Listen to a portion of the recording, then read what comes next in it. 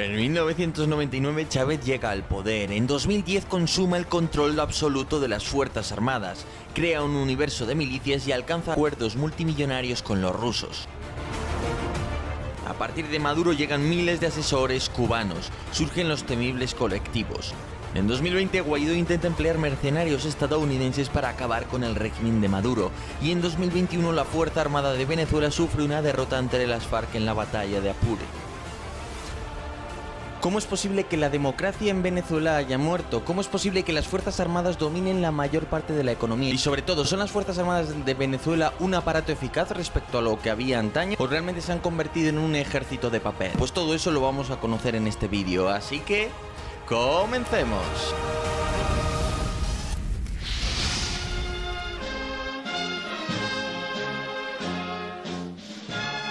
Esta increíble historia comienza con la presidencia del democristiano Rafael Caldera en los años 70.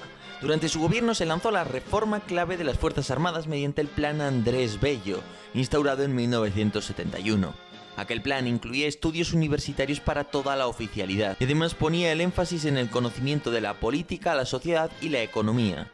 Aquella gente estudiaba ciencias políticas. Un joven oficial llamado Hugo Chávez fue educado bajo ese plan. Aquí hay dos claves. Aquel plan contempla a las Fuerzas Armadas como un instrumento de cambio social. ¿Y cómo se logra esto? En ese plan se incluyen asignaturas a estudiar como ciencias políticas. Se quiere que el soldado no solo tenga una mentalidad puramente militar, sino que se quiere que entienda la economía, la sociología, la política, y de esta manera puede intervenir sobre ella. Ahí hay que sumar una segunda cosa. Los cuadros de oficiales agrupaban, podemos decir, a los mejores recursos humanos de Venezuela. Era gente muy buena, las grandes mentes del país se unían a las Fuerzas Armadas, y eso, si le sumamos esa mentalidad de espíritu de cuerpo, espíritu de cualquier ejército, pues vamos a darnos de que eran la administración mejor preparada de todo el estado, la que iba más aún, a la que tenía la gente mejor preparada, por así decirlo. El tiempo pasó y aquel oficial admirador del Che y de Fidel Castro dio un golpe de estado fallido. Sin embargo, posteriormente fue perdonado y regresó a la vida pública, logrando imponerse en las elecciones generales. Así fue como un comandante del arma de ingenieros introdujo la ideología socialista en los cuarteles. Una de las ideas claves del marxismo y del socialismo es que este se debe adaptar a la realidad local. Sudamérica, la realidad local, ha imitado un poco a la cubana. ¿Cuál es el socialismo cubano en este sentido? Pues es un socialismo que no busca, al contrario que sucedía en la Unión Soviética, un control estricto de una serie de burocracias sobre una pirámide, una cadena de mando muy estricta, sino que está dispuesto a ceder algo de control a cambio de que a nivel local se creen numerosas fuerzas, distintas maneras, digamos, vecinales, locales, de controlar el territorio. Se suspende de sus cargos a los diputados principales y suplentes a la Asamblea Nacional,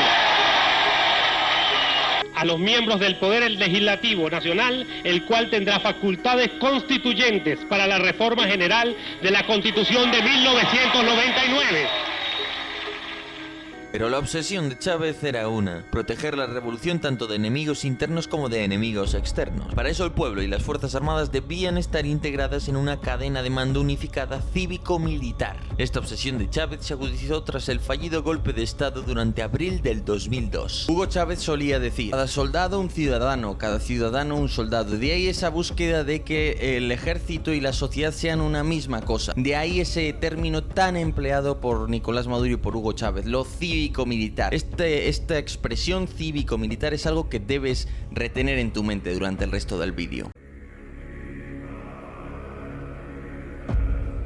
Entonces Chávez promovió la incorporación de la gente en un organismo de nueva creación, la Milicia Nacional Bolivariana. La finalidad original de la Milicia Nacional Bolivariana es constituir una suerte de cuerpo de reservistas, pero esto no sucede. ¿Y qué sucede realmente? Que salvo algunas unidades concretas, la Milicia Nacional Bolivariana es una fuerza decorativa para desfiles, donde vamos a encontrar a muchísima gente mayor, a la que, bueno, pues se le da un rifle y poquito más, y se le manda a desfilar, a participar en un evento político. La Milicia Nacional Bolivariana debía servir como cuerpo de reservistas para defender a Chávez de una potencia extranjera, especialmente de Estados Unidos. Recordemos que por entonces aún estaba fresco el recuerdo de la invasión de Irak. Pero lo cívico-militar no acababa aquí. Entonces, en 1999 se aprueba el Plan Bolívar 2000, en 2001 se constituyen legalmente los conocidos como círculos bolivarianos, y estos en el fondo es como si Chávez estuviera plantando semillitas a nivel local para incrementar la base de su apoyo popular, por así decirlo. Tienen que visitar las escuelas, ustedes hacer asamblea con los niños. organizar los círculos infantiles, bolivarianos, reyes. Plan Bolívar 2000. Los círculos bolivarianos y sus consejos comunales se dedicaban a labores sociales dentro de las comunidades locales. Sin embargo, a partir de 2006 recibieron una nueva incorporación: los colectivos. Los colectivos debían ser milicias vecinales encargadas de apoyar y proteger a los círculos bolivarianos. Ahora bien, existe el riesgo de que estas fuerzas que tienen armas pues dejen de obedecer al Estado y se queden con sus barrios y punto. ¿Cómo se mantiene cierto control sobre las mismas? Pues mediante la financiación, los presupuestos y la entrega de alimentos a este tipo de organizaciones a nivel central, a nivel estatal. A ello hay que sumarle que en el fondo esta es una herramienta de, digamos, violencia precisa, atomizada, local, a pequeña escala. Entonces la idea es esa, que tú con esa fuerza violenta puedes controlar incluso los pequeños barrios, por así decirlo. Por cierto, los colectivos principalmente los vamos a encontrar en el mundo urbano, en ciudades como Barquisimeto, Valencia, Maracaibo o sobre todo en Caracas.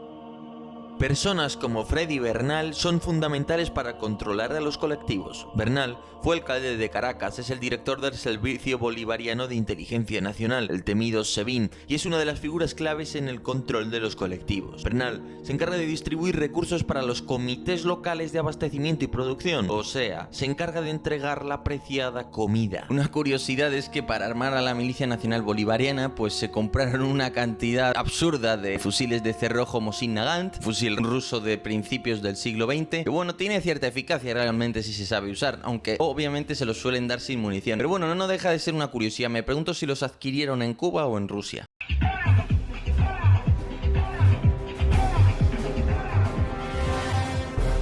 Los colectivos pueden llegar a desarrollar una agenda propia y enfrentarse al gobierno. Un ejemplo es el de Coqui, un líder que controla una zona con 700.000 habitantes en la cota 905 de Caracas. El Coqui y su banda construyeron un complejo fortificado en lo alto de las cotas, lo que permitió soportar e infligir decenas de bajas contra los asaltos de la policía. Incluso llegaron a usar fusiles de grueso calibre como el temible Barrett. Las bandas criminales y los colectivos llenan los vacíos de poder que deja el Estado y se convierten en pequeños señores de la guerra. Hasta ahora hemos visto el papel de los colectivos, de los grupos más de tipo milicia, y ahora veamos el papel de las Fuerzas Armadas como tal.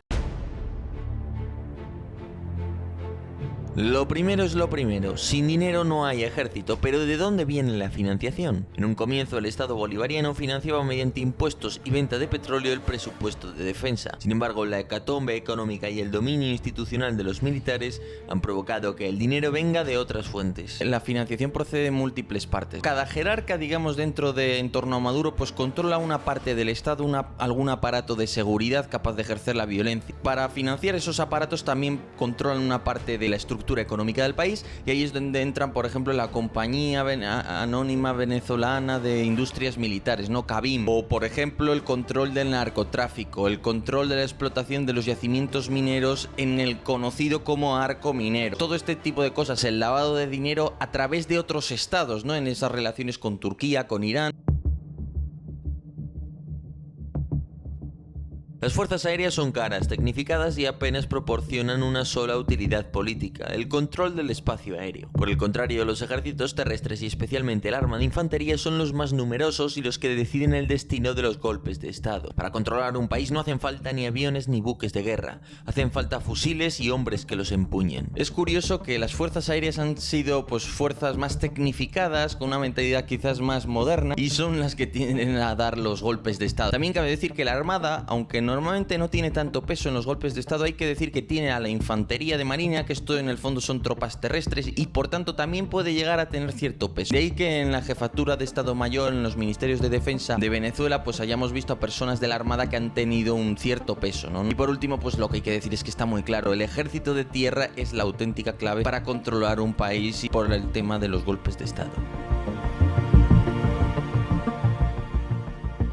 Hugo Chávez favoreció a las Fuerzas Armadas, las financió generosamente e impulsó grandes cambios internos. Por ejemplo, la enseñanza militar pasó a basarse en el estudio de la historia bajo la óptica chavista, socialista y revolucionaria. ¿Qué más van a hacer? Van a fomentar la incorporación de minorías a las Fuerzas Armadas, minorías que hasta entonces pues no habían gustado mucho de unirse a las Fuerzas Armadas y que normalmente son minorías, por ejemplo, indígenas, que tienden a estar más a favor del actual gobierno. Aquel proceso culminó en 2010 con la creación de la Universidad Militar Bolivariana de Venezuela, un macrocomplejo de enseñanza militar que encuadraba a las grandes academias militares, incluyendo la Guardia Nacional, las Fuerzas Armadas y la milicia bolivariana. La universidad militar era el culmen de las reformas que habían comenzado años atrás. Ya no solo es que te metan la ideología en los cuarteles, sino que es que te empiezan a filtrar a los candidatos, ¿no? A todos los niveles, tanto la alta oficialidad como la oficialidad junior, como los suboficiales, hay un control creciente por parte del gobierno de Maduro, lógicamente. Está básicamente cribando y filtrando los posibles candidatos, especialmente a los puestos relevantes, por supuesto. La reorientación ideológica no solo afectó al perfil de los cuadros de oficiales, cada vez más favorables al régimen, sino que también afectó al equipamiento militar. Así es, Estados Unidos dejó de ser un socio de defensa. Caracas prefería al Kremlin. Este es el momento en el que las Fuerzas Armadas de Venezuela se llenan de material ruso. Los tanques T-72B, los sistemas antiaéreos S-300, la artillería, toda clase de material. Cosa curiosa, hace poco se vieron imágenes de lo que bien podrían ser asesores mercenarios rusos que estén ahí enseñando un poco a las Fuerzas Armadas de Venezuela, intentando mejorar el adiestramiento que ahora mismo es muy deficiente. Y también cabe decir pues que se espera, teóricamente eso dicen, que de aquí a 1 o 2 años pues haya una fábrica de Kalashnikov que lleva tiempo construyéndose de Rusia en Venezuela. Que bueno, yo he conocido a gente de la industria de defensa española que ha trabajado en Venezuela y me han dicho que eso es un cachondeo, que es un desastre completo, así que esta fábrica vete a saber cuándo se acaba. Pero un gran problema se estaba fraguando. Las políticas de Chávez y Maduro generaban vastas redes clientelares tanto entre los civiles como entre los militares, desde los círculos bolivarianos hasta la armada. En un inicio estas redes eran más pequeñas, incluían a menos gente y el poder político gozaba de más apoyo popular. Claro, pero ¿qué sucedió? El tiempo pasa, erosiona a Maduro, resulta que la red clientelar cada día es más gorda, pero los precios del petróleo van para abajo. Entonces, claro, ahí tenemos un problema porque no hay ingresos para mantener esas redes clientelares. ¿Y qué sucede? Pues que al final esas redes clientelares cada vez van a ser más cutres, si me lo permitís. Pues si antes entregaba dinero a los círculos bolivarianos, ahora les entrego comida, ¿no? Un poco esta idea, ¿no? Va a entrar todo en una cierta decadencia, por así decirlo. Además te recuerdo que Chávez se había servido de los militares para ocupar numerosos puestos clave de la administración estatal. Esto se tradujo en que Nicolás Maduro debía consentir y apoyar a una élite de políticos y militares que controlaban los escasos sectores productivos de Venezuela, especialmente el petróleo, el narcotráfico y posteriormente el oro. Y como se suele decir en España, éramos pocos y parió la abuela. Por si no hubiera suficientes cuerpos armados ya en Venezuela, resulta que ahora toca meter a los cubanos. Ha habido varias informaciones que hablaban de hasta 20.000, en algunos casos más, en otros menos, asesores cubanos operando en Venezuela a favor del gobierno, y no se puede establecer exactamente realmente cuántos son, pero sí que hay algunas declaraciones que nos pueden servir para darnos cuenta de que la intervención cubana es muy importante. Aunque todas estas cifras sean casi imposibles de verificar, sí es cierto que Carlos Fernández, responsable de las relaciones cubanas con Estados Unidos, declaró: solo había 20.000 médicos cubanos en Venezuela. Y también dijo: Cuba tiene derecho a cumplir con los acuerdos de cooperación en materia de inteligencia y seguridad. 20.000 médicos suena una cifra muy poco creíble. Algunos desertores, incluido el antiguo jefe del SEBIN, Christopher Figuera, afirman que Cuba tiene asesores en todos los mandos y ministerios clave. También se cree que cuentan con un potente aparato de contrainteligencia que busca traidores dentro de las Fuerzas Armadas y los ministerios. El interés cubano estaba en el petróleo venezolano y en romper el aislamiento que tiene. ¿Cómo lo hago? Pues fomentando una ideología socialista en todo el subcontinente sudamericano para lograr romper ese bloqueo y obtener algunos beneficios de ello. A partir de ahí, ¿a qué se dedican los cubanos? Pues a contrainteligencia. Se dedican básicamente a buscar traidores en las Fuerzas Armadas de Venezuela e informar de ello a la cúpula de Maduro. Como revelaron las grabaciones de sonido del periodista Mario Silva. Unas grabaciones que dan una idea de a qué se dedican los cubanos allí.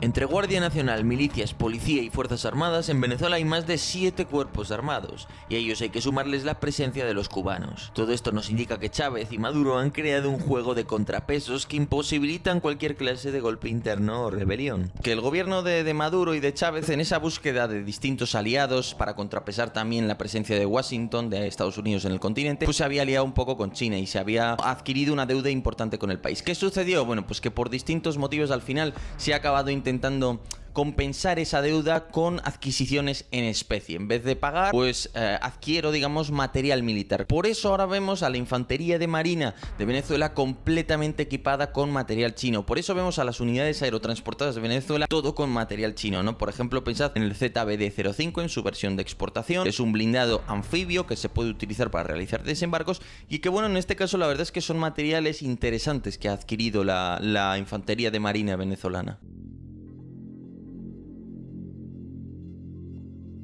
Las relaciones con Irán son las más peculiares y se remontan al periodo Chávez Ahmadinejad, cuando incluso se firmaron varios acuerdos de cooperación militar. Hasta ahora, Venezuela había servido como una zona franca para operaciones de inteligencia, medios de comunicación y contrabando, de tal forma que ambos estados se ayudan mutuamente a evadir las sanciones económicas. Dentro de este espacio franco, ¿no?, donde ha habido muchos otros grupos terroristas, ETA, ¿no?, el grupo terrorista vasco, pues también ha estado mucho tiempo allí. Pero bueno, sobre todo en Isla Margarita se dice que Hamas, Hezbollah, a través de ese contacto sirio-libanés que es Tariq al-Aishami, pues estarían operando en esas zonas. También hubo un general venezolano que denunció la construcción de redes de túneles en Venezuela, un poco al estilo iraní, influidas por Irán. Bueno, ¿hasta qué punto Irán tiene peso en la administración de Maduro? Pues está por ver, pero está claro que algo hay. De otro lado, hace más de un mes Irán envió a Venezuela el buque base Makran, cargado de armamento y escoltado por una fragata. Pero la presión de las autoridades estadounidenses obligó al Makran a cambiar el destino. Sin embargo, es sintomático que Caracas estuviera interesada en importar armamento iraní. No obstante, aquí lo interesante es preguntarse si los iraníes podrían exportar su doctrina militar y sus lecciones a Venezuela, una opción que debería preocupar a Washington. ¿Qué sucedió en Apure? Encontramos a Gentil Duarte de un lado, que controla una de las nuevas facciones de las FARC, frente a Santrich e Iván Márquez, que controlan otra de las facciones de las FARC, y se instrumentaliza a las Fuerzas Armadas de Venezuela para apoyar al bando que interesa. En este caso, ¿cuál es? Pues el bando de las FARC de Santrich frente al de Duarte. Aquí es cuando aparecen las primeras imágenes de posibles mercenarios rusos, y lo cierto es que fue un desastre. Es decir, las FARC, que controlan y conocen también la selva de Gentil Duarte, infligieron pues una derrota, varios muertos. Hubo encima varias acciones de la FAM que, bueno, se han denunciado. Mucha gente dentro de la FAM ha criticado, parece ser, o a nivel interno, o eso se dice, la actuación que tuvieron porque no fue muy eficaz. Y bueno, incluso se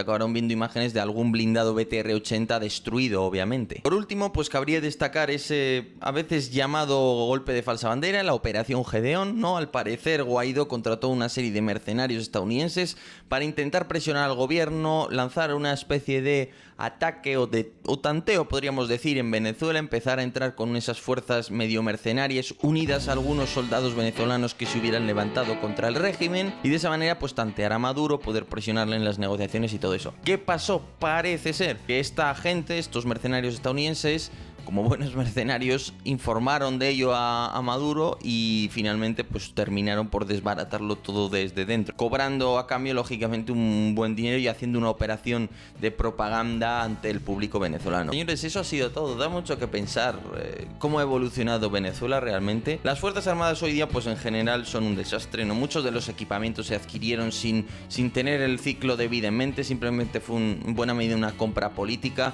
Mucho del material está mantenido. Ahora están intentando rescatar algunos viejos blindados que, bueno, a veces es una broma, ¿no? Por ejemplo, hace poco salió una especie de Ontos, ese cañón, ese vehículo que apareció en Vietnam, que tenía 6 cañones, pues una cosa así, parecida en Venezuela, lo disparaban los 6 cañones a la vez, salía volando por ahí el goniómetro, bueno, la suspensión no sé cómo quedaría, los oídos de los de dentro imagino que reventados, en fin, ves una falta de profesionalidad acuciante. Cuando uno que ha podido tratar con algún militar venezolano de la vieja escuela, de los 90, pues se da cuenta de que ahí había gente, oficiales muy buenos, ¿no? Y esta manera de operar hoy día ves que es muy poco seria, básicamente. Yo veo difícil que se vaya a dar un golpe de estado, entre otras cosas porque la administración estadounidense ha impuesto órdenes de búsqueda y captura en muchos de los altos mandos de la Fuerza Armada de Venezuela, y por tanto esta gente, ya sabiendo que les van a meter a la cárcel, como se rindan, va a estar ahí vamos, se van a quedar, van a luchar con uñas y dientes, básicamente. Estaba editando el vídeo y me he dado cuenta de que ni me había despedido, así que nada, voy a hacerlo muy rapidito. Entre el día 13 y el 17 tenéis webinars en Political Room 1. Durante 2 días estaremos hablando del mercenariado, de cómo funcionan los mercenarios hoy día, qué papel tienen en la política de los estados, qué batallas se han combatido en algunos casos. Y de otro lado tendréis otro webinar, lo mismo, otros 2 días, días dedicados a distintos países del Golfo: Yemen, Emiratos Árabes Unidos, Arabia Saudita, Egipto, en fin. Va a ser un par de webinars muy sencillitos y, como siempre, no tenéis más que ir a Political Room, suscribiros por 10 euros, que es muy sencillo. Tú vas, metes tu correo, te registras, vas a la ventanita de tu perfil y ahí abonas 10 euros al año, y durante todo el año vas a tener todo este tipo de webinars. Así que bueno, pues muchísimas gracias a todos por ahí, gracias por escucharme, espero que hayáis disfrutado de este vídeo y hasta otra.